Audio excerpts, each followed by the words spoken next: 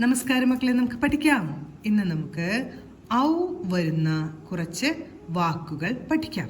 ആദ്യം എഴുതുന്ന വാക്ക് ഔകാരം എന്നാണ്. ഔകാരം. ഓ എഴുതി ഈ ഒരു ചിഹ്നം ചേർത്തു. ഔകാരം. ഔകാരം. ഔകാരം എന്ന് പറഞ്ഞാൽ ഔ എന്ന അക്ഷരം എന്നാണ് അർത്ഥം. അടുത്ത് നമുക്ക് ഔചിതി എന്ന് എഴുതാം. ഉചിതമായത് എന്നർത്ഥം വരുന്ന ഔചിതി എന്ന് എഴുതാം.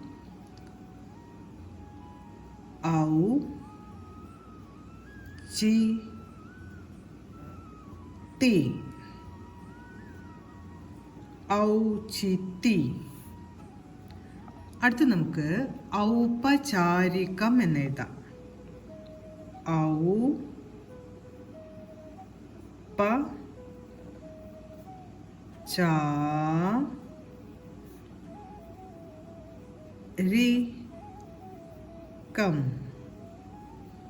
ഔപചാരികം. അടുത്തത് ഔഷരം എന്ന് എഴുതാം. ഔഷരം. ഔഷരം എന്ന് പറഞ്ഞാൽ ഉപ്പ് എന്നാണ് കേട്ടോ അർത്ഥം.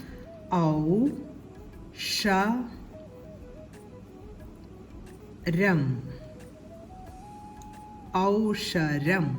ഔഷരം. അപ്പൊ നമ്മളിന്ന് ഔ എന്ന അക്ഷരം വരുന്ന വാക്കുകളാണ് പഠിച്ചത്.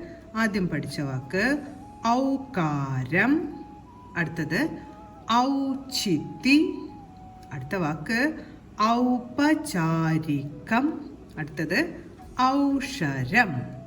നമ്മൾ ഇന്ന് പഠിച്ച ഔ വരുന്ന ഓരോ വാക്കുകളും പറഞ്ഞുകൊണ്ട് എഴുതി പഠിക്കാൻ ശ്രമിക്കുക.